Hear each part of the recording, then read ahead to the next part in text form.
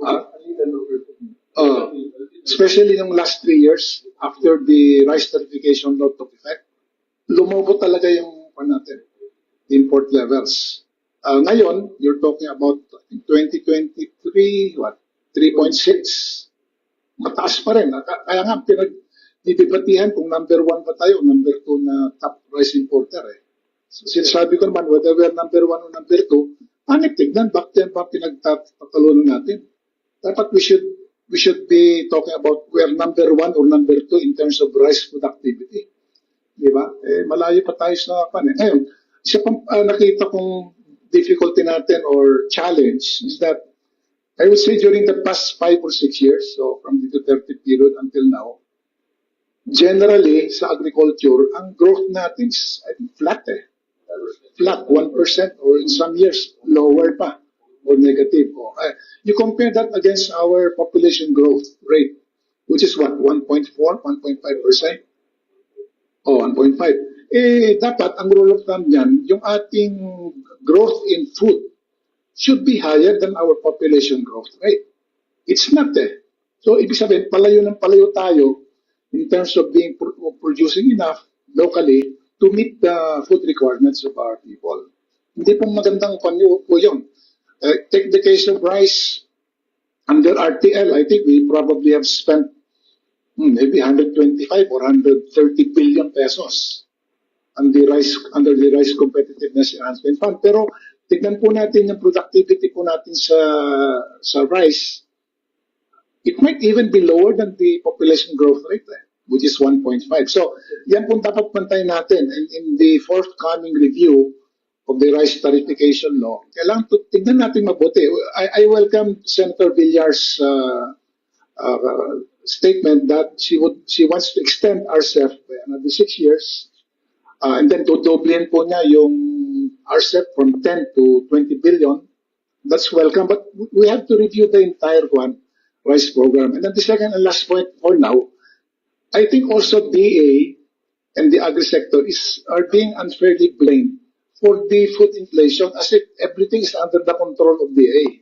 Hindi po Kung titignan po natin ang presyo sa farm gate, whether baboy po yan, manok, gulay, generally speaking, I would say, ang presyo po sa farm gate is, compared mo sa retail, doble po yung presyo sa retail compared dun sa farm gate Bakit ang laki po ng agwat ng farm gate price vis-a-vis the retail price for consumers? That is where I think Asec Amanda's point kanina na DTI is more aggressively looking at the supply and logistics chain. Nasaan doon yung mga balakid para ma-reduce naman sana yung gap, very big differential between the farm gate and the retail. And to his credit, si Presidente, I think about some months ago, he issued an order na yung mga LGUs, itigil yung mga pass-through na fees, di ba? Pag napadaan kasi yung cargo truck sa ibang LGUs, naniningil yung LGU ng So, patong po yung sa presyo po at retail. And then, may mga kotong pa dyan. So, a lot of things are beyond the control of the farmers and the DA. So, it's unfair naman. Sila lang po yung parang pinagsisisihan pagdating po sa food inflation. Imayin ko lang po konti yung sinabi ni former Secretary Montimayor. While yung growth talaga ng agri and fishery as a sector compared doon sa ating ibang productive sector kagaya na services, mababa. Pero kung hihimayin po natin, lalo na yung crops and livestock subsector, nasa 3 to 5%. Ang talagang malaki yung pagbaba for the last how many quarters and years ang fishery sector. Yung crops, they're growing about 3 to 5%. Especially ang rice. Malaki yung tinataas na. Ang talagang humihila pababa ay yung fisheries natin dahil may mga times po talaga na nagkakaroon tayo ng closed fishing season. So, yun po yung tinitingnan namin. Yung detalye nung mga subsector. Yung atin pong swine, bagamat may ASF tayo, patuloy pa rin na lumalago at ang talagang malaki yung kinocontribute, yung ating poultry subsector. Pag sinabi mong crops, hindi nangangahulugan yun. Yung rice lang is one of the crops. But if you look at the data on that, disaggregate that, ang nagko-contribute ng increase ng productivity mo sa crops, hindi yung rice, kundi yung other commodities like banana, pineapple, etc., yung mga export. So medyo, natin yan. Yung livestock nag-grow yan, it was the main, parang impetus for the growth of the agricultural sector because of the demand nung mga natin, fast food chains, mga Jollibee, etc., etc. Yan ang dahilan kung bakit siya yung nangunguna sa pag-grow ng agricultural sector ng 3%. Pero bumagsak yan ang tinamaan ng ASF, bumagsak nga yan. So pag tinignan mo yung ganon, lahat ng sinasabi ni Secretary Montemayor, na-analyze na yan 1986 pa kung bakit ganon Anong problema ng sistema? Ang problema, lahat ng pera na halos ng agriculture, more than 50% of agriculture's money, DA's money, goes to rice productivity, leaving nothing to crops where we have a comparative advantage. Hindi natin na-develop yung cacao, coffee, etc., etc. Kasi pala yung rice ng natin kasi political commodity. That's the first one, di ba? The secondly, if you look at the expenditure, ito, ginamit namin, tinignan namin yung whether they followed the APMA law, Agricultural Efficient Modernization. Doon sa APMA law na 1997 ni Senator Angara, he was talking about improving the entire agricultural value chain. Pag tinignan mo yung expenditure na ginawa sa agriculture para sa production, panay production, without looking at the logistics, etc., etc., minimal expenditure on that. Alam na natin lahat yun noon pa So bakit ganoon? Hindi sinusunod yung mga scientific analysis na ginawa, data-driven analysis na ginagawa ng ating mga scholars. Kasi, look at the production support, look at the subsidy. Sinasabi ng mga pag-aaral, huwag na tayong magbigay ng production support masyado. Ano yung production support? Fertilizer, seeds, etc. Bakit? Kasi, it will only last you one cropping season. Di ba? Tapos doon, wala na. You need to keep on subsidizing. Why don't you shift the expenditure from the provision of goods of public nature? I think goods of public nature sa economics, ito yung mga irrigation nyo, farm-to-market roads nyo, dryers, which will last and collectively used by the community. Pero hindi tayo nakikita, kasi madali mag-dole out Maganda sa politika yung pagbibigay ng mga ganon. It is already been studied, it's overstudied. The only problem is really whether we will follow sound advice based on scientific analysis. And lastly, dun sa point ni Asec, the purpose of policy making or the principles behind policy making is to obtain the maximum benefit for the greatest number of our people. Dapat ganun yung rule mo. Pag tinignan mo, inaano natin dito, ginawa natin kay Juan, ganito. Hindi naman yun These are exceptions rather than the rule. We have to look at it from the macro perspective. Bakit ang karne sa Thailand, the baboy, is priced almost half lower than ang presyo ng baboy dito sa Pilipinas? O bakit ang chicken sa Vietnam is priced lower by 73% than the chicken that we can buy in the Philippines? So yun ang comparator mo. Hindi mo pwede sasabihin na okay na kami ginagawa, tinatas. Titignan mo yung best practices. Kailangan may benchmarking ka if you really want to do something. You cannot say, namin to, pina-price control namin to. So what? Price control is that in the economic activity has that been proven to be effective. Diba? Ang dapat mong i-pursue mo, ang tignan mo yung supply. Kailangan pa-increase mo yung farm productivity. Yun ang major problem Low farm productivity, 1%, as sinabi nga ng Secretary Montemayor, our population is increasing by 1.5. Dati, ang per capita consumption ng rice is only 33,000 metric tons per day. Ngayon, 35,000 metric tons per day and increasing because of sheer population growth. So pag sinasabi na kung sino dyan na magiging rice self-sufficiency sa tayo, bola talaga po yan. Wala pong katotohanan because 60%, almost 60%, of the budget of the Department of Agriculture is already devoted to rice productivity program. And yet, we have not attained rice self-sufficiency. So there must be a problem. Ano yung problema? Mali yung strategy natin. Siguro dapat pag-isipan natin yun. Thank you. It has It has been said quite often that the Philippines cannot be self-sufficient in rice. Is that a correct assumption? And if it is a correct assumption, I've heard it several times. William Darr, I think, also said that the Philippines cannot be self-sufficient in rice. Is that correct? Pwede tayo mag-self-sufficient, pero ang economic cost or financial cost will be tremendous. Because if you say we can send Filipinos to the moon, yes, of course we can send, if we have the money. That means we have to devote in our entire budget to sending a Filipino to the moon. Pwede tayo mag-self-sufficient. We will have to spend most of the money. We will not be giving money anymore to health or something like that. Because the economy is is a pie like that. Pag finite yun, pag nilagay mo lahat sa rice yan, we can be self-sufficient. At what cost? Di ba? Pero, Is Vietnam self-sufficient? oh yeah. How come Vietnam is self-sufficient in rice? Our population is almost the same. 90 million. I think Thereabouts. I mean, we're not really far from each other. I They think have large area for palay production. Okay. I think, Joey, Uh. as the events in 2023 have shown to us, and prior to that COVID, food, especially rice, is too important to leave to free market forces. Look what happened last year. Inipit ng India yung export nila ng non-basmati rice.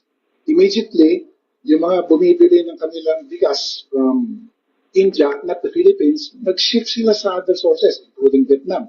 Ano nangyari? Ang Vietnam made noises about also limiting their exports.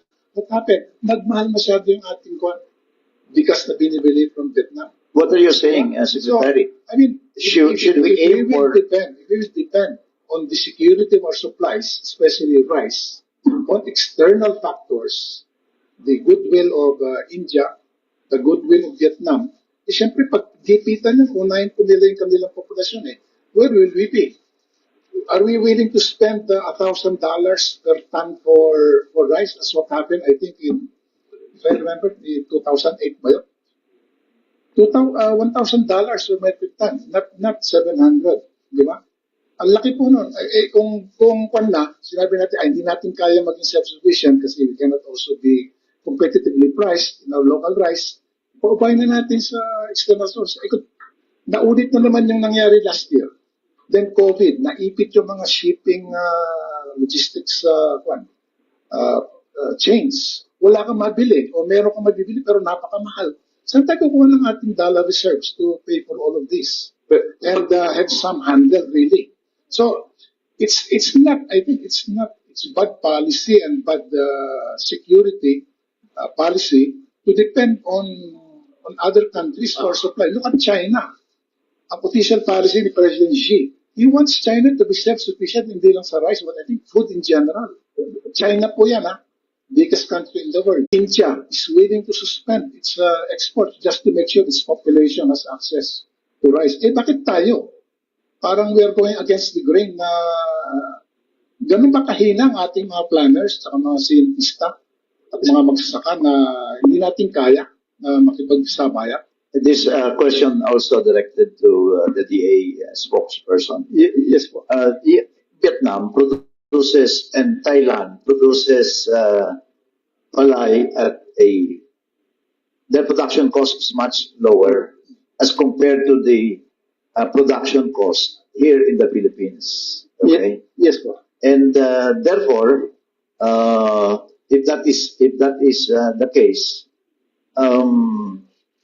it will really be attractive to import rather than to produce, because Vietnam producing it at a lesser cost. Thailand is producing it at a lesser cost, di ba?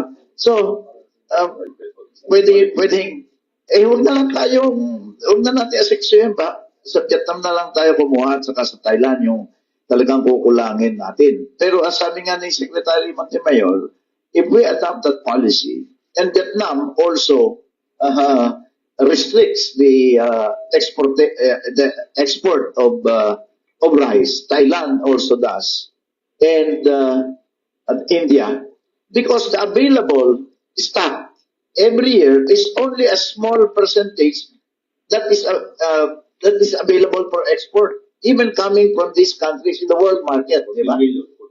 14 million metric tons. Nag-aagawan ngayon yung ibang country. Eh kung dumating yung panahon na they restrict their own export, so what will happen to us? We are a rice-eating country. Yes po, Senator Joey. Kung titignan din po natin, hihimayan itong issue ng self-sufficiency, makikita po natin na yung ating productivity is only about 4.11 metric tons per hectare on average. This is lower kumpara doon sa Vietnam, sa Thailand, sa Indonesia. Pero tingnan din po Kaya natin, kalayo para maintindihan ng media. sila po nasa 5 to 6 metric tons per hectare. Tayo 4.11.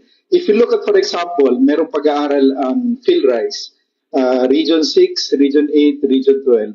Ito yung mga regions na mataas or malaki yung area devoted to rice. But their productivity is very low. Iloilo is 3.25, 3.5, malaki na yun. Yung mga factors na nagko-contribute sa mababang productivity nila, sila yung mababa yung irrigation level. Sila yung mababa paggamit ng high-yielding varieties. Sila yung mababa ang paggamit ng fertilizers. Itong mga regions nito, top 3 regions. So, kung titingnan natin at tututukan din itong mga rehiyon na ito at bibigyan ng tamang intervention, kagaya ni sinabi ni former Usec Fermin, na tamang irigasyon, buti meron ng halaor at by end of this year or next year, may implement na yon. Maitaas natin man lang sa 5 metric tons. Yun yung target actually ng RCEP for inbred rice. Malaki po yung magiging kataasan ng ating productivity level. Imagine, no, at least 1 metric ton. That's about 4 million hectares na ating effective harvestable area every year for both the dry and wet season. That's additional 4 million metric tons na madadagdag sa 20.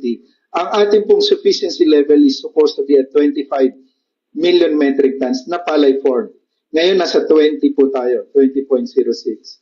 So kung maitataas natin ng additional 1 metric tons per hectare yung ating productivity, kakayanin. Pero syempre po, we need all the resources. Ang problema nga lang po talaga, una sa irrigation, if you look at Vietnam, ang dali nilang i-irrigate. Tayo po, archipelagic nation, medyo challenge sa atin na talagang i-irrigate in a very effective manner yung ating mga irrigable areas. We still have 1 million hectares irrigable areas defined by the National Irrigation Administration.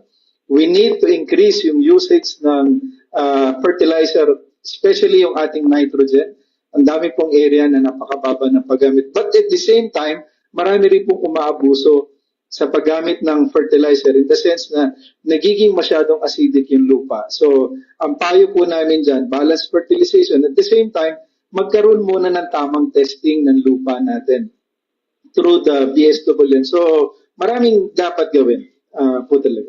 One time, Asec, just to complete the discussion on this point, I interviewed Secretary Dar several times in my teleradyo program, and he estimated to be self-sufficient for every year you put a certain budget sa GA, I think 10 billion, I forgot, that we can be self-sufficient if we do that.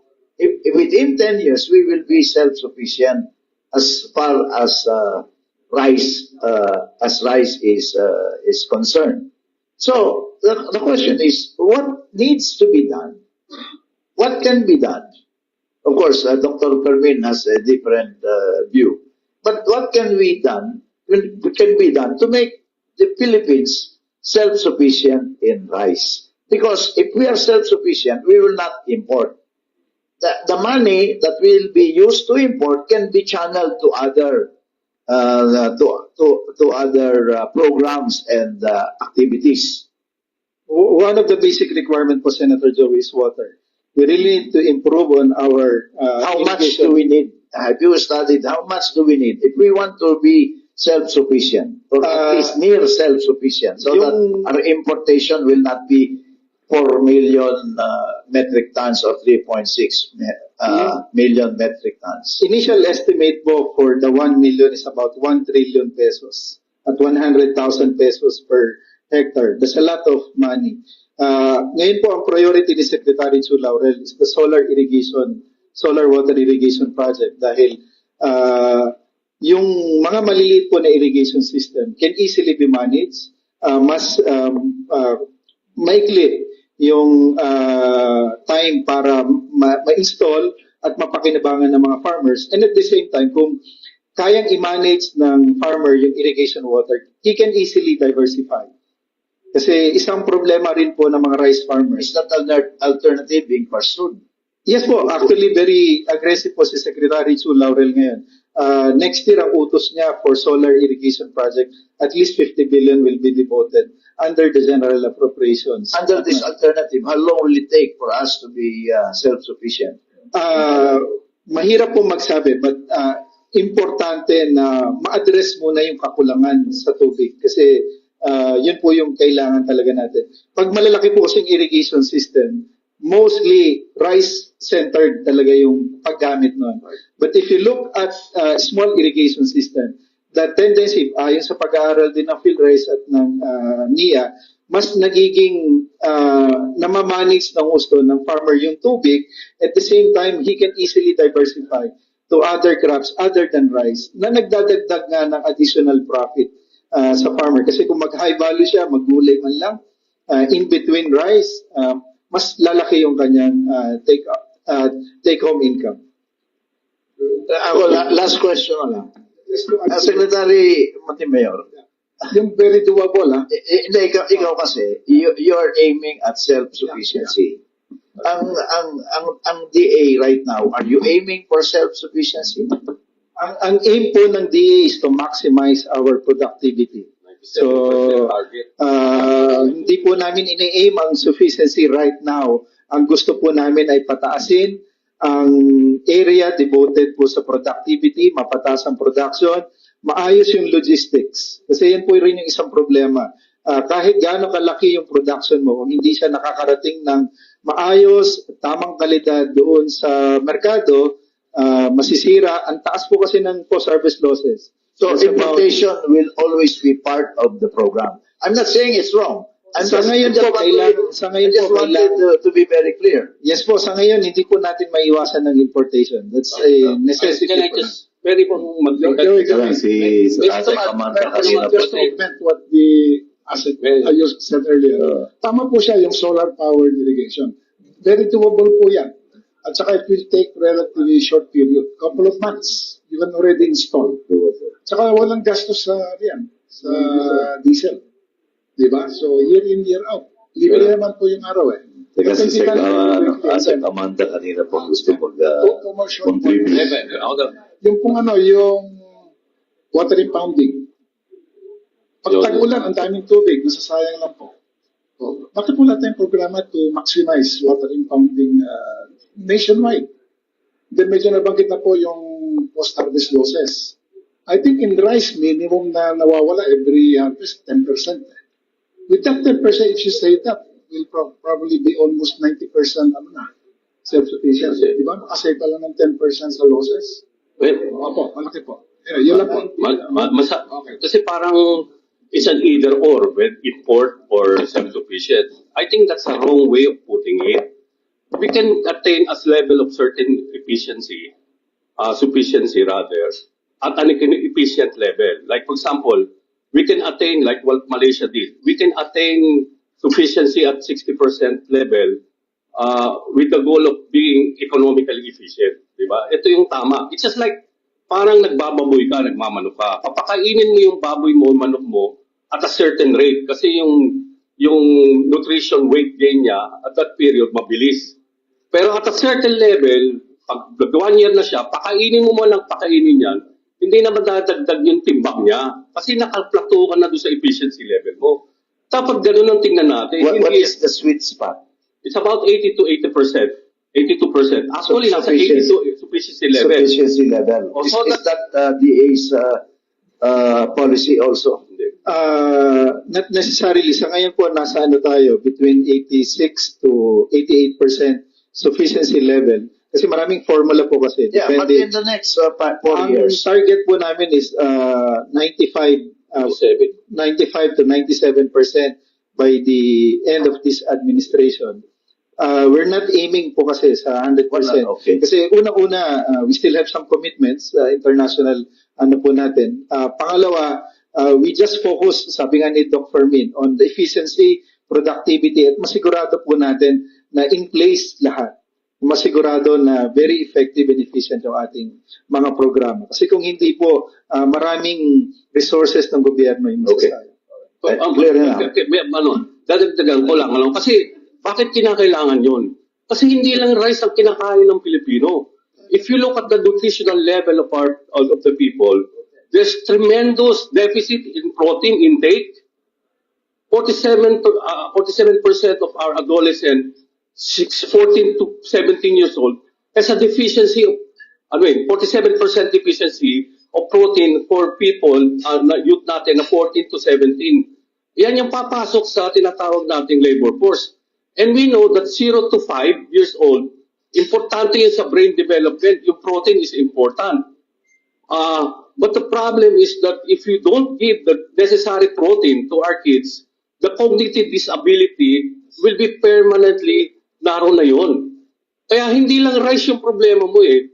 Nakakabit yan doon sa entire nutritional cycle ng Pilipino. And you need to free the money from rice to be able to address the proper nutritional requirement of the Filipinos if you're thinking about the future of the Filipino generation. Because if you look at the capability, cognitive capability, yung tinatawag nating learning poverty, ang taas natin, pinakamababa tayo dito sa Southeast Asia, no? Because of the lack of proper nutrition, because we've been so focused on rice production, which this does not give us the complete nutritional need required by our people, particularly the poor. Kaya sinasabi ko, kailangan titignan mo yung macro perspective eh. Tignan mo yung buong ekonomiya. Hindi lang yung ito. Rice lang. Paano yung mga traditional? Paano yung mga stunted kids? Na 29% of our kids are stunted. Highest, scandalously high. Why? Because of the lack of protein, vegetables, etc., etc. And we need to address that food supply items if we want to have a better generation of Filipinos in the future. Thank you. Sige, si Asec Amanda, kanina pa gusto magbigay ng inputs. Inputs ko lang po, no? Maybe we should, on the issue of self-sufficiency sa rice, no?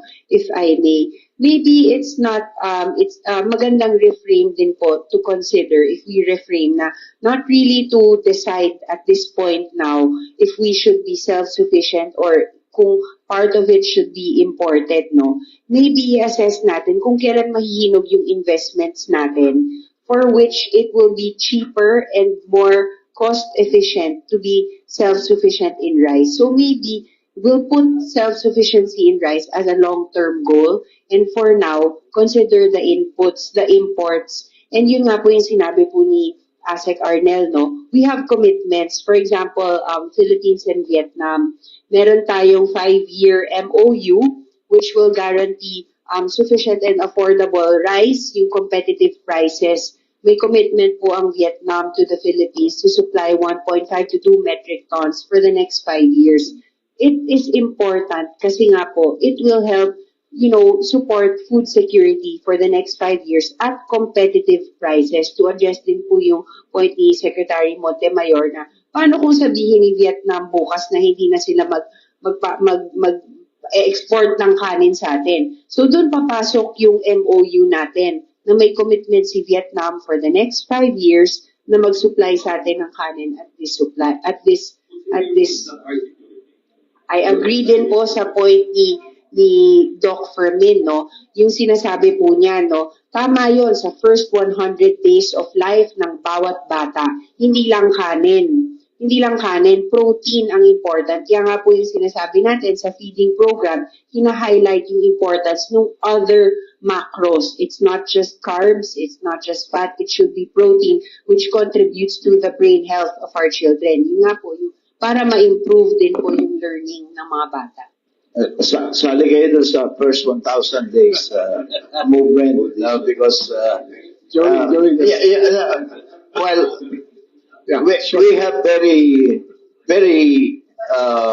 good resource persons, no? Kaya ang ganda ng discussion na ito. But we are discussing food sufficiency or rice sufficiency, in particular rice, because it is our staple food. Yes, okay? I agree. And if the supply of rice, yun naman, sinasabi mo naman ito, Dr. Fermin, if the supply of rice is smaller or limited as compared to the demand, the price of rice, which is in the consumer price index, it's well, you mentioned 43%, but that's all food, no? Hindi lang rice yun. But rice is a big item in that food basket, no? Malaki. Kaya if there is limited supply of rice, then inflation will surely the price of rice will rise, and therefore inflation will also rise.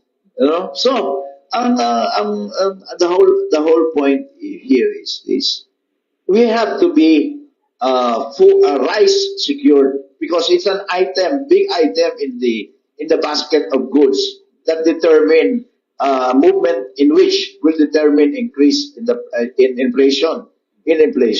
So how do we become rice secured? Well, increase our productivity, and if it is not enough, then you import. I mean, there is no debate. What can you do if there is not enough rice available? It will increase the price of rice, limited ang supply. So we have to import. Ngayon, Joey, there is no obstacle now to importing. Rice because verification, no, completely open ang importation. well, on the conceptual level, No, it's the... yes, I know. Wala nga. Open nga. But Open. we're talking about food rice sufficiency. Are we aiming at 100%? Now, from the discussion, hindi nga pwede. I mean, reality. Sa akin, defeatist attitude yun. Reality check. But not in the 5-year. Well, that's why I was pointing out. Your position is rice sufficiency. The President, his own target is by 2028. 97%, di ba? Kasi meron tayong 3%. Oh, hindi may 3% pa. Hindi may 100%. Because of the WTO requirement that you have to allow for the minimum access volume importation. So 97% is 100%. That's practically 100%. Kasi pag masyado naman tatama sa 100 o sa sobra, baka babagsak naman ang presyo ng palay. Okay. Now, So you have to watch that. my final question is this. With this formula of increasing rice productivity and allowing import, so there will be, in effect, rice sufficiency. But does it immediately follow that if you have enough rice, the price of rice will be lower? Yung sinasabi mo, yung chain, yung logistics, etc., etc. Depende po at what cost did the rice was produced. Kasi ngayon, based study ng PhilRice, 13.72 last year. Per kilo ng palay, 13.72 yung gastos. Compared to Vietnam, 6 pesos per kilo ng palay yung ginagastos nila. So almost more than double yung ginagastos natin. Kaya yung farm gate price ng palay tinaasan ng council to 19 to 23 pesos coming from this report na tumataas yung presyo natin to produce. So we really need to work on reducing the cost of production. Kasi we cannot be competitive compare with our, at least ASEAN neighbors, if our cost to produce is very high. Can we bring down the price of rice per kilo to 20 pesos? Of course, you know who said that, no? Yes po. Sa ngayon po talaga, mahirap yun. In fact, there are studies. It's possible. I'm not saying it's not a statement backed up by evidence, no? There is some kind of study, but huwag na natin pag-usapan yung 20 pesos. Can we bring down the price of rice from 47 to say 40 pesos? That's possible. Yung 40 pesos, kaya yun. So what do we do? Actually, kung titingnan po natin ngayon, ito gusto ko rin i-point out, nabanggit ito kanina ni Dr. Fermin, ang laki po ng subsidy na binibigay ng pamahalaan, especially ng Department of Agriculture, sa ating mga magsasaka. Libre ang binhi, that's 2 bags per hectare. Libre ang fertilizer, that's another 2 bags of complete or urea. Ang patubig po natin, libre din. We're giving them a lot of assistance. If we put this assistance in the equation, yung cost actually po to produce ay hindi actually 13.72 but much lower on a farmer level because of the assistance. This year, the budget of the rice program alone, in terms of subsidies for seeds, fertilizers, and other inputs, is 30 billion. That's in, pero pag binili na yung palay sa magsasaka, hindi po yun kasali. But if you look really actually on the actual equation, we are subsidizing a lot for our farmers. So, hindi po yun nakikita masyado, but that's the reality. Yeah, but at the end of the day, yung consumer, yun ang tinitingnan yung presyo sa palengke. Yeah, I think that's Pero, how can we, so Joey, that, a little tongue-in-cheek, no? Gusto mong ibaba sa 20 ang bigas. Pwede mo makakabili ka ng 25 NFA. Di ba, recent events show. Kaya sabi ko, tongue-in-cheek eh. 25 pwede pala eh. Yan tongue-in-cheek yun. Baka yun. Gusto sinabi ni Asec Arnel na ang laki-laki ng subsidy ng gobyerno sa magsasaka ng palay. But look at the other side of the coin. Because of the rice tariffication law, unlimited importation, including during harvest time. And what is our experience the past 5 years under RTL? Ang laki ng pagkalugi ng mga magsaka natin sa palay kasi pumapasok lalo na pag-anihan, bagsak na bagsak ang presyo po ng palay. We have made computations before. On a per hectare basis, a farmer loses about, I think, 15 to 20,000 pesos per hectare per cropping. If you sum all of that, add all of that, compare it against the subsidy, palay ko, malit lang yung subsidy ng gobyerno compared sa lugi because of that RTL. And government, ayaw gamitin naman yung safeguard duties mechanism to protect farmers from, unusual surges in importation of rice to the extent na bagsak ang presyo po ng palay. That's one reason also why farmers, binibigyan natin ng binhi. Agree. Binibigyan natin ng libreng abono. Binibigyan ng libreng patubig. Pero bawin-bawin naman sa pagkalugi niya dito sa unlimited importation. So that really discourages a lot of farmers from maximizing their productivity. Kasi knowing at the end of the harvest, lugi sila kasi bagsak ang presyo ng palay. Ba't pa sila nagtanim? Pero last year po, malaki ang kinita ng mga farmers natin. Ang taas po ng farm gate price, pinakamahina ang 25 pesos. Medyo nakabawi na. Sobrang nakita nila. Kung tanggalin natin lahat yung corruption, okay? That's just a premise pa lang yun. Wala pa ako sinasabi. From the farm, yung moving the rice or the palay or the rice now to the consumer. Di ba, tinanggal na yung mga yung kotong nawala na ba? If you add the logistical cost, including corruption cost, by how much can we reduce the price of rice on the average per kilo?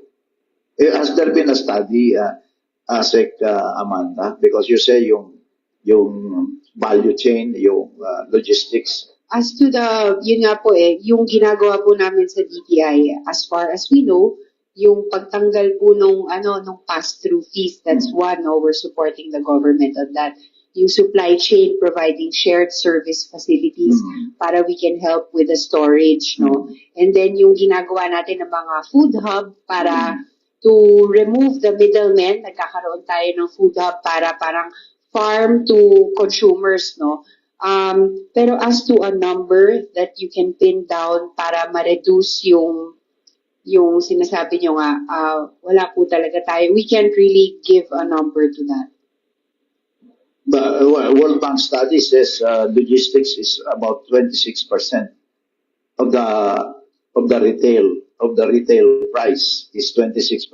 I think there's a World Bank study, whether rice or corn or any other commodity, the logistical cost is about 23 to 26 percent, which is a very sizable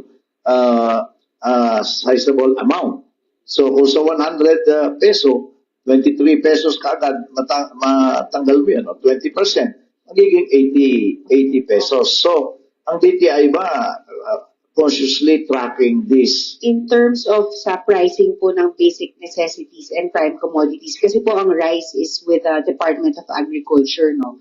So for basic necessities and prime commodities, we request the manufacturers to submit to us the components of the price. So that includes the raw materials, the distribution cost, the labor cost, yung all other manufacturing costs, pati na po yung mga shelving cost nila. Lahat po yan ina-analyze natin. And if there's any request for price increase or notice for price adjustment, we see whether it compares with our industry data. So I speak for basic necessities and prime commodities or yung mga manufactured or processed goods natin.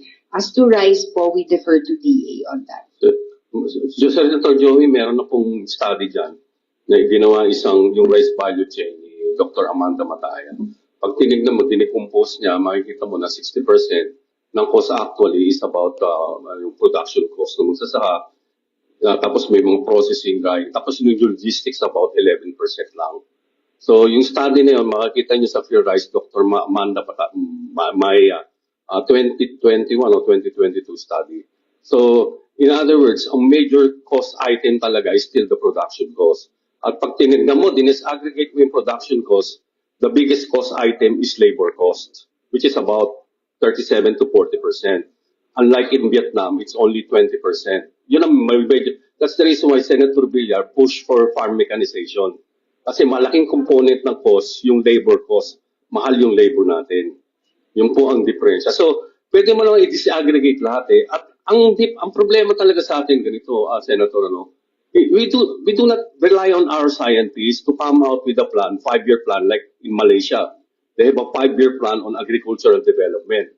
Ito yung scientist paano natin gagawin. Yung sinasabi nga ni Asec Arnel, problema natin sa Western Visayas, Samar, fertilizer application. Ang problema naman natin sa Central Luzon, makikita mo, bakit natin bibigyan ng inbred seed? Karaniwan hybrid seed na ginagamit yan. Kaya yung allocation dun sa RCEP medyo mali kasi you have to be flexible depending on the needs of the region. Yun ang dapat, flexibility. Yung sa mga other countries, they use their scientists, sasabihin, dito kailangan natin ng soil analysis para tama yung fertilizer, etc. Ito yung gagastusin na. We have to come out with a 5-year plan, agreed with on this 5-year plan, and in Malaysia, they have a block budget for it to finance it. So hindi taon-taon di ka magmamakaawa sa Kongreso kung paano mo gagawin. Yun ang dapat na planning process natin kasi medyo long gestating yung agriculture Hindi pwedeng pagkatapos lalabas ka agad. Hindi naman factor yan So we need that kind of planning. We need our scientists, which unfortunately are serving the other countries, but we could not tap them here for some reason because we don't want to follow their advice. Well, the whole idea of this discussion, which started with the rice, is how to bring down prices of goods and services. But we did not discuss services. We only discussed basically rice because it's our staple food. So bringing down the production cost will bring down ultimately the price of rice. Production cost, which includes labor, so you can mechanize, you can bring down the price of fertilizer, libre naman ang irrigation. Ano pa yung mga inputs? If you can bring down the price of all that, including seeds, then ultimately the price of the product will be less theoretically, you know. And then yung logistics, mapababa mo rin. And then magkaroon ng post-harvest facilities for the any product, agricultural product, to maintain its quality and price also, because it will not be subject to price fluctuation. You know, all of these measures are if we achieve all of this, will bring down the price of goods. No, we did not discuss pork anymore because that's also a problem. We always compare ourselves as far as productivity is concerned. There is much to be done, but we should be together in this, no? Because we are all affected by the increase of price of goods and services. So it's how we manage our economy as a whole that will be the test of whether we are addressing the problem or not. No? So any additional questions? Now you can ask the members of the media. So Kanina pa sila naghihintay at sabik na silang magtanong sa ating mga resource persons. So we invite our media representatives to ask our panelists. Belia, are you ready?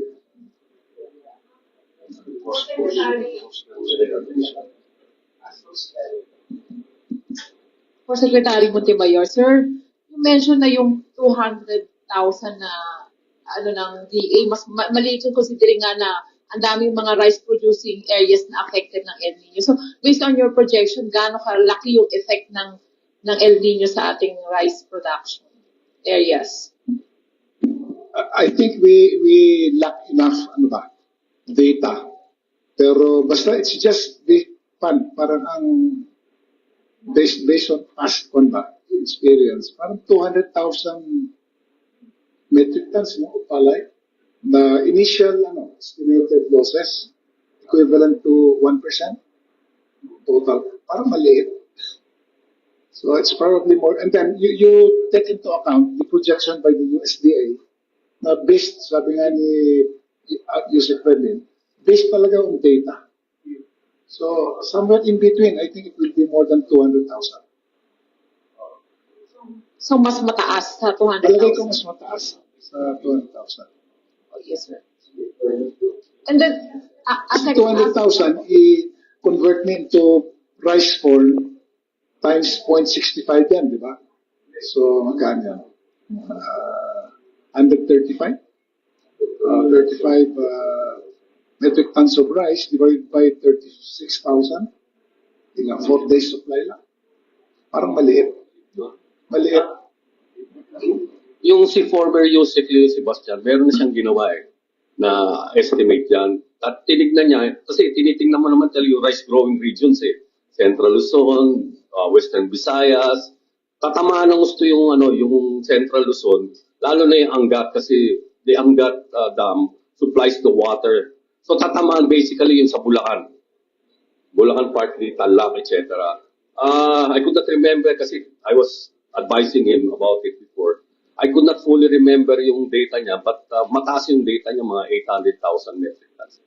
Yung data ni Usec Leo was about, in terms of area, 257,000 hectares. Kasi mas tinitingnan namin yung area na magiging affected. Yung tinamaan nga noong 1997-98 was 370,000 hectares. Kasi hindi naman lumalaki yung area natin devoted to rice. So we're looking at the area. So yan by partially or totally damaged. So doon natin kino-compute yung volume at saka yung value ng rice. Siyempre, of course, iba yung value nung nakaraang panahon. But sa economics, inaano naman yan, pina-factor in yung inflation. But in terms of area, yung initial estimate was about a little over 200,000 hectares. So ngayon, yung report, kasi 14,000 hectares pa lang yung reported sa amin ng mga regional field offices. So, sir, yung more than 1 billion na damage, ina-expect natin na lalaki pa ito? Depende kung magre-report pa rin ng damage ng ibang area. Ganun naman eh. Basta merong calamity, talagang tumataas yan through time. Ngayon pa naman ay nag-start na yung decay nga nung El Nino, pero yun yung worst na portion. Depende kung gaano kalaki yung marireport sa amin ng mga regional offices. Sir, kay Usec Adriano, sir, yung controversy regarding sa NFA rice, yung sale ng NFA rice, during the administration of Secretary Dar, meron na po pa kayo naririnig ng mga ganitong alingas-ngas? Ang role talaga ng NFA is yung buffer stock for emergency purposes. At yung sinasabi nga, pinagbili na talaga yung mga stocks doon. Lalo na nung panahon na nagkaroon ng overlap yung importation ng NFA and then it was removed by RTL. Marami silang in-import. Kaya magkaroon ng surplus na malaki noon nung mga 2020. Pero patandaan natin na COVID years yon. So there was an emergency and there were stocks, billions of bags of bags during that time that need to be disposed to be able to address the rice requirement of our people because we didn't want to have a shortage. And I think one of the major accomplishments the Secretary Dar, which has not been credited, is that during that time, despite the strict lockdown, noticed that we did not suffer from any food shortage, particularly rice. That's a main feat of the Secretary. The second major accomplishment that I can think of is that we were able to manage the prices during that time. Well, hindi tumaas katulad ngayon. In fact, in 2020, the retail price was about 35 to 38 pesos. So sinasabi ni Senator Joey dito na pwede natin 40. You remember 35 to 38 pesos noong 2020. So it's really achievable. Di ba? Yun yung punto na yun. So I forgot the other one. But the thing is that pinagbili yun sa mga kadiwa, LGUs at DSWD. It was not sold to private traders. Okay? May diferensya yun. Kasi binigay sa gobyerno para i-subsidize doon sa mga poor urban consumers natin. Okay? Hindi para pagbili ng private traders at the price na ngayon 48 to 50 pesos yung regular billed rice. Na pagbibili mo ng 25 pesos doon sa NFA. Medyo malabo yun. Hello. Another question, please. Good morning po. I'm Sheila Francisco from TV5. My two questions are addressed to Asec Arnel. Asec, you mentioned kanina 86 to 88% yung sufficiency level. At this amount, ano lang dapat yung ideal na importation natin? And talaga bang dapat umabot sa more than 3 million at the 86 to 88% sufficiency level? We have to maintain every month a certain level of number of days. Minimum yan 50. Ideal level is 90 days. NFA at any given time, they have to maintain 350,000 metric tons, equivalent as per RTL 15 to 30 days. But they are at the moment 9 days na buffer stock nila. So, yung ating inventory, di natin masyadong tinitingnan yung sufficiency. But we're more focused on yung number of days to last ng ating inventaryo. So we're very focused on that. Sir, sorry. So yung 86 to 88%, ilan lang dapat yung ideal setting? Ilan lang dapat na metric tons yung in-import natin at the 88% sufficiency level? Again, ang requirement kasi natin ngayon is 37,000 metric tons on a daily basis. 37,000. Yun yung computation natin. 37,000 metric tons per day. Times 50, yun yung ating, that's parang 1.6 million metric tons per month na kailangan natin na bigas. So, plus additional 20 days, yun yung kailangan na inventory natin. So, may mga days kasi na hindi tayo nag-harvest. So kailangan regularly may dumarating na imported na bigas. Lalo yung lean months natin ng dry season is mid-January hanggang mid-February. So nalampasan naman natin na yun. Yung mid-August hanggang mid-September, yan ang lean months natin ng wet season crop. Sir, in relation Doon yung maraming dumarating na import. Sir, in relation to that, you mentioned kasi kanina, our goal is to maximize productivity, not sufficiency. Sa mga hindi po nakakaintindi, kasi you mentioned para hindi masayang yung resources ng gobyerno and may mga commitments tayo. Pero anong benefit na you prioritize productivity over sufficiency in terms of supply and prices of rice? Pag ginawa kasi natin efficient and effective yung use natin ng resources, mas nakakamura tayo sa productivity. Yung efficiency to produce rice, ngayon at 13.72. Kung mapapababa natin yun, in return, bababa yung presyo at bababa lahat. Kumbaga, ida-drive niya lahat pababa, pati inflation. Right now, yung food inflation na sinasabi ni Dr. Fermin, yung latest report ng PSA, ang contribution ng food and non-alcoholic is about 56% na. And about rice doon is 23%. So, ganun kalaki yung rice. So, very important yung rice as a component ng inflation doon sa food. So, kaya tinututukan namin ng rice. Okay. Meron pong tanong. Yes. Please identify yourself and your organization. Hello, season po sa IBC. Sir, tanong natin dun sa rice sufficiency. Ano po yung naging marching orders po kaya ng Pangulo ulit on that matter at saka sa importation? Meron po bang bagong marching orders ng Pangulo? Ang ating Pangulo ay palaging sinasabi na pataasin. Nung umupo pa lang siya, ang kanyang utos kay Usec Panganiban, then until now kay Secretary Chua ay palakasin ang lokal na produksyon at ayusin yung logistic systems. Kasama na doon yung pag-reduce ng post-harvest. Kasi 9 billion a year yung nawawala doon pa lang sa post-harvest losses natin. So kung ito ay mami-minimize natin without doing anything sa productivity natin, malaki na yung nagigain ng ating bansa. What more kung ayusin natin yung buong logistics problem. Kasi ngayon, yung mga production areas malayo doon sa mga consumption areas, doon sa mega areas. So, importante na magkaroon tayo ng mga ports. Kasi halimbawa, kung may isang port ka doon, na doon ilalagay yung mga fertilizers mo, bababa na agad by 3 to 5 pesos yung presyo ng fertilizer.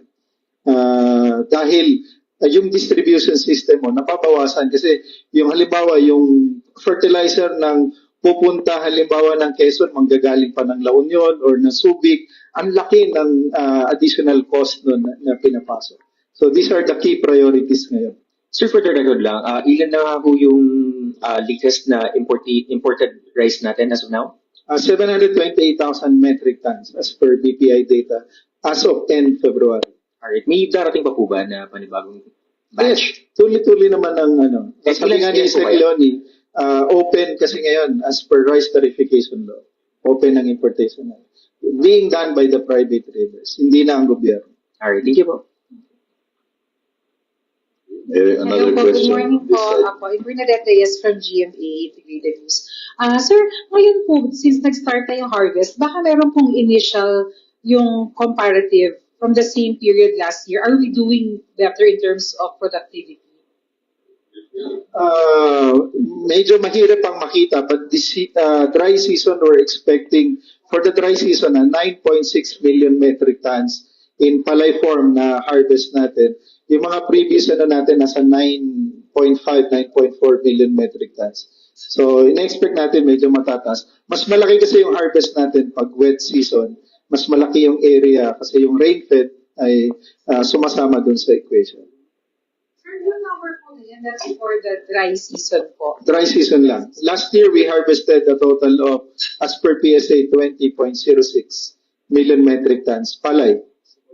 Whole year yun last year. Any other question? Ay, tanong pa. Follow up. Hey, Asec Amanda. Ako, ma'am, baka po may update na po kasi yung huli po tayo nag-meet.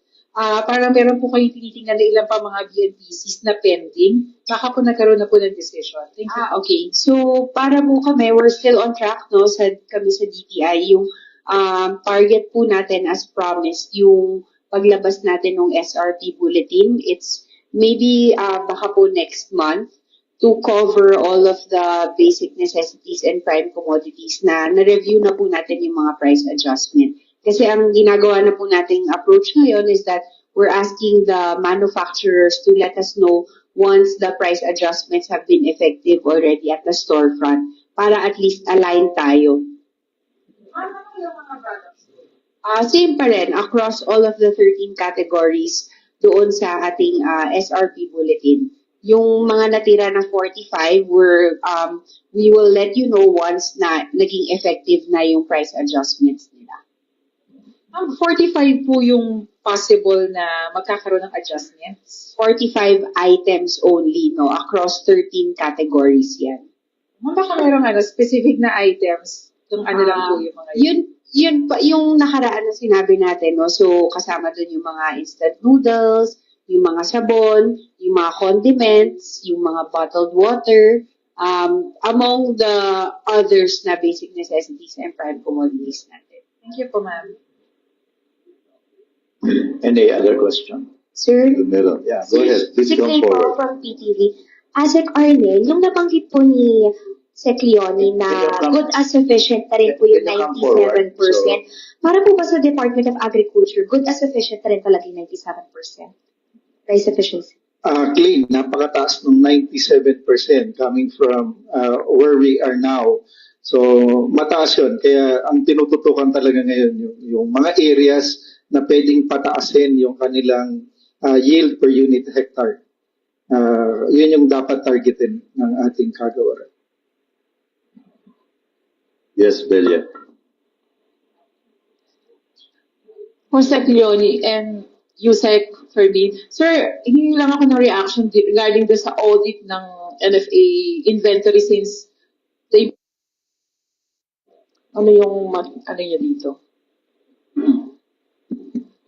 Yeah, we fully support the action taken by Secretary Chua to conduct a full audit of NFA in general, no, operations, especially yung pamimili since 2019, which was the beginning of the RTL. I think yung some recent conduct, Rod Bioco, nakafocus lamang, especially yung House of Representatives, no, nag-conduct ng hearing, nakafocus lang dun sa 2023, latter part, and 2024. The total amount of rice sold by the NFA to traders without bidding, no, is about 150,000 bags. But I remember during the House of Representatives hearing on that Admin Bioco, dapat tignan din ng House yung 2021 at saka 2022. If I remember correctly, the total that was sold by the NFA without bidding, no, in 2021 and 2022 was about 7 million or 7.5 million bags. Ang laki po nun versus the 150,000 bags that was sold under Bioco's watch, di ba? In late 2023 and early 2024. So, dapat usisahin din mabuti yan. Bakit ang laki-laki nung kwan binenta sa private sector at 25 pesos din noon, di ba? 7.5 million bags. Bakit walang palabas noon? Anong ginagawa ng members ng NFA Council? Remember, the NFA Council is chaired by the Secretary. Ang Vice Chair is the NFA Administrator. Ang members po niyan, top level. The AI Secretary Pascual. The Secretary of Finance, Jokno at that time. Yung pong DSWD. Yung pong Bangko Central Governor, lately si Eli Remolona. Yung Land Bank of the Philippines, President Lynette Ortiz. Executive Secretary, there's this time, at least since 2021. Kasi sinabi naman ni Usec Fermin, 2020, mukhang may spillover nung inangkat ng NFA, di ba? From pre-RTL transactions. So, sir, kaya pa. So, dapat tanongin din members ng council, ang ginagawa nyo. Kayo yung nag-govern ng gumagawa ng patakaran, ba't di nyo tinututukan ng mabuti yung management ng NFA?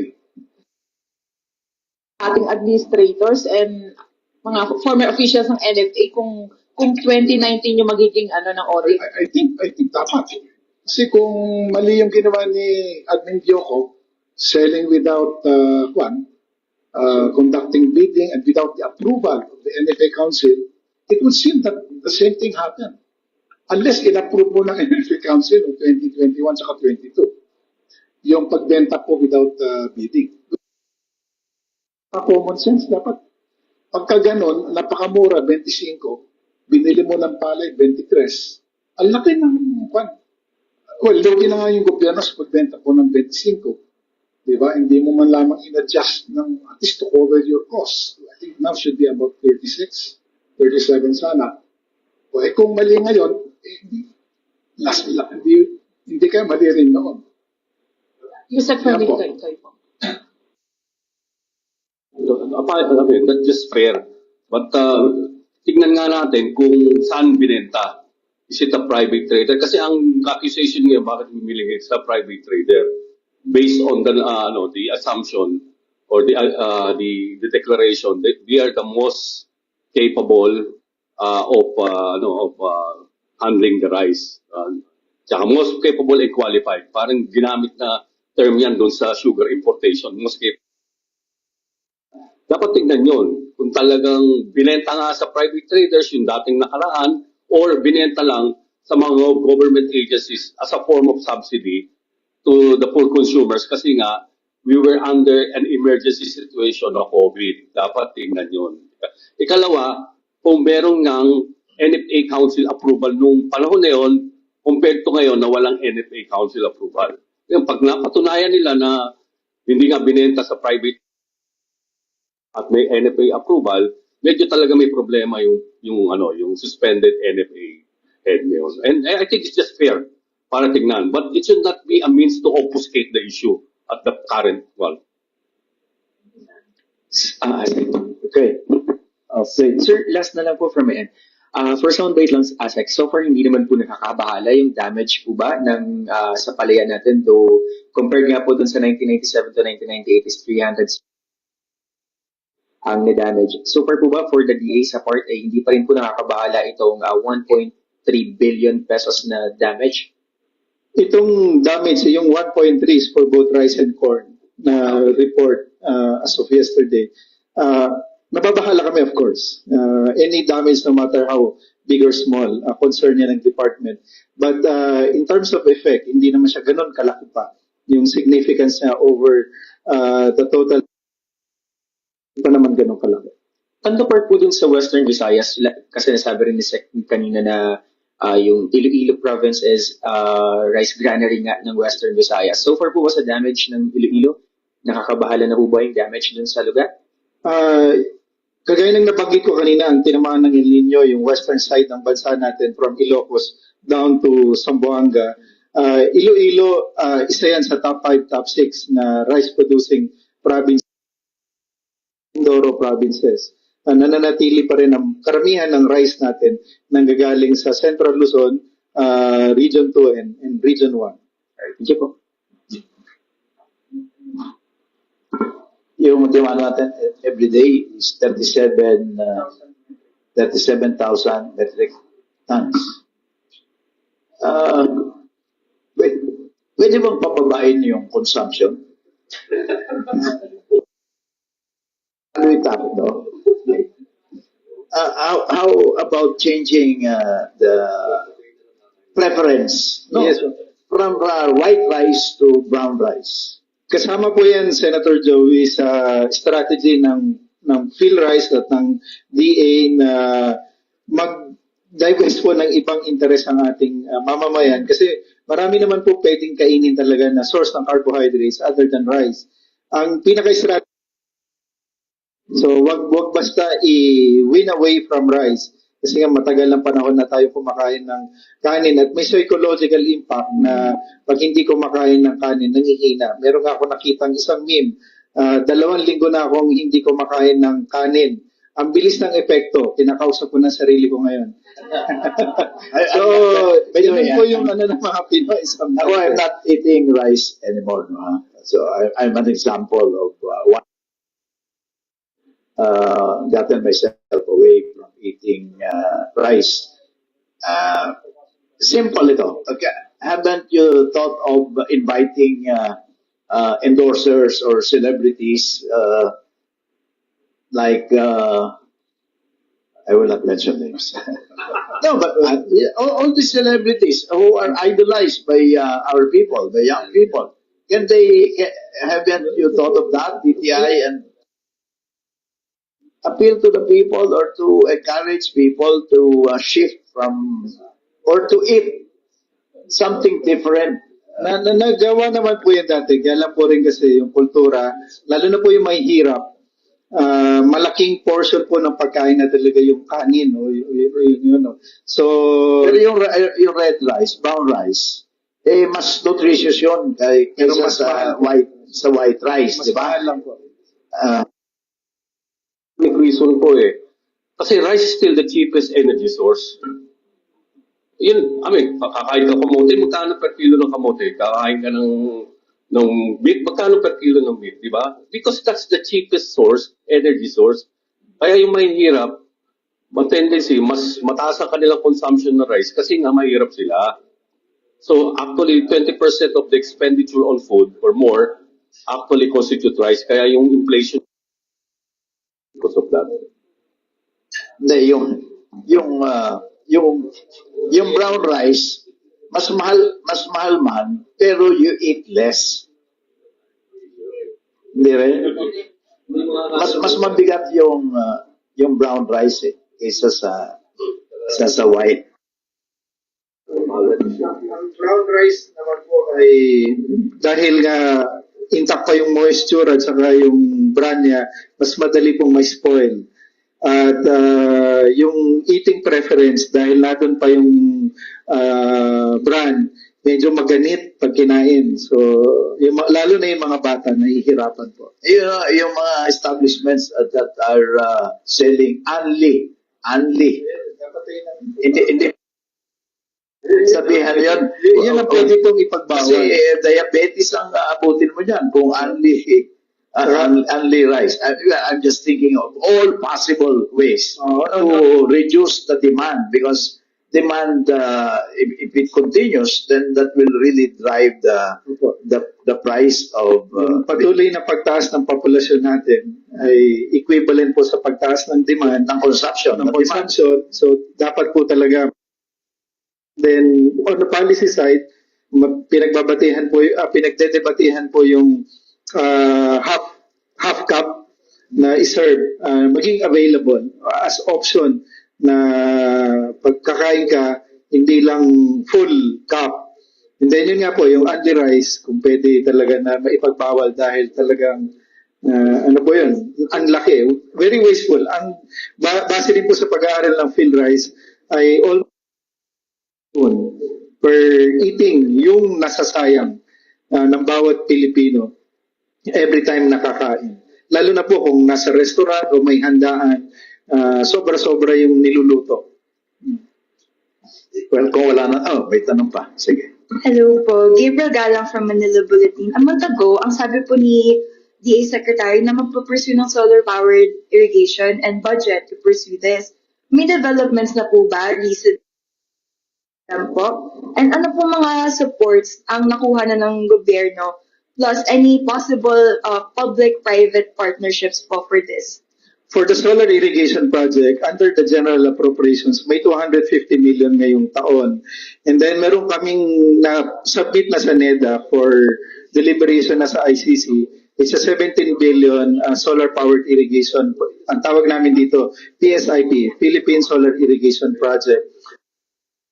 Laurel, for next year's national expenditure program, about 50 billion will be devoted to solar irrigation project natin. And we're also exploring other options. Right now, meron kaming request sa DBM for this year implementation, additional 12 billion for solar. So depende na lang sa executive if our request will be granted. So, bale po may expected number na farm hectares na magbe-benefit po from the incoming na new irrigation system? Or magkano po ang masasave na damages with this current or incoming solar power system? Sa solar irrigation project, based doon sa kinonduct namin na study, yung saving accrual sa farmers, una doon sa hindi niya paggamit ng diesel, kung ano-ano pa, is about parang mga 12 to 15,000. Maliit yun. Kasi yung ginagamit nila kasi is kinopare namin sa diesel. It's about 15,000 pesos per hectare per season. Savings pa lang yan. Doon pa lang. Dahil hindi ka, yung substitute sa diesel. Asec, ang caveat lang dyan, kasi I've talked to the agricultural engineers ng UPLP, hindi lahat ng lugar pwedeng solar power. Yeah, kasi powerful lang, okay lang ang solar power pagka-run off or stream na sisipsipin mo. Pero if you're digging underneath, hindi niya kaya. Kailangan talaga yung makina, water pump. So you have to be very discriminatory in terms of application of solar power. Otherwise, baka meron ka doon tapos hindi na makakuha ng tubig. Ganun lang. May kabyat. It's not a panacea. Anyways, thank you. That's very true. Coming for na merong shallow tubewell irrigation project, STWIP, divided by N yung budget all over the congressional district. Hindi ko lang sasabihin ko anong taon. It was a grand failure kasi tama yung sinabi ni Dr. Fermin, naka-anchor yun doon sa aquifer sa ilalim. At maraming types ng aquifer, yung first aquifer, yung sustainable aquifer. So yung ginawa namin na example sa Lumban, Laguna for this irrigation project, malapit siya sa ilog and then drill siya and then ginamitan namin of course ng tamang technology which is yung paggamit ng georesistivity analysis para malaman kung gaano kalaki yung aquifer, sustainable ba yun, at saang depth. So hindi na yung water debinding na gamit. So mas nagiging effective yung paglalagay natin. Right now, about 1 million hectares yung pwedeng lagyan ng solar irrigation project. But another round of technical analysis para yung ating accuracy and level of success mataas. We don't want any failure, of course. Yeah. I just want to add, dapat sabayan din po ng water impounding, including recharging of the aquifers, especially during the rainy season. Like, we have to think in terms of yung Candaba. Di ba, every year, massive flooding dyan along the Candaba. Impound a lot of the water. Then, gagamit po natin for, especially during the dry season. I just want to add, hindi lang po for pala ito, ang laki ng potential impact nito sa rain-fed areas na halos walang tinatanim yung magsasaka natin. Kung hindi po kaya ng palay, yung patubig, gulay, mais, munggo. So, ang laki po ng potential impact nito in terms of added production. The anti-poverty component is also quite big. Kasi these are the rain-fed subsistence farming areas.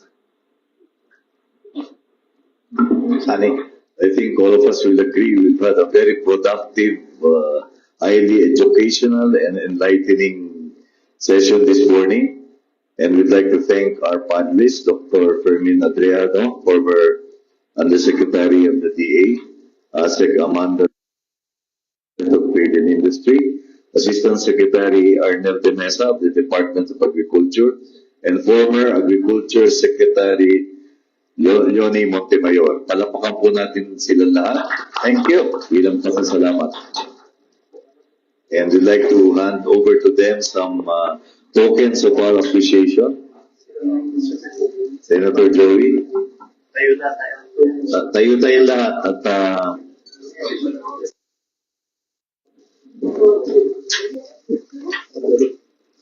pwede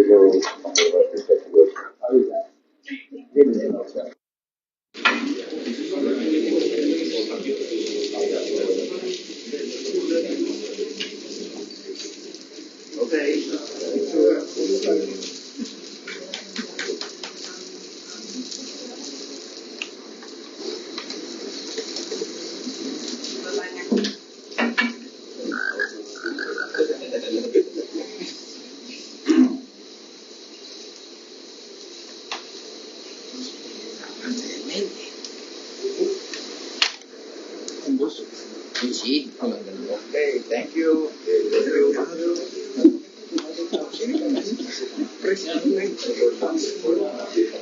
Thank you.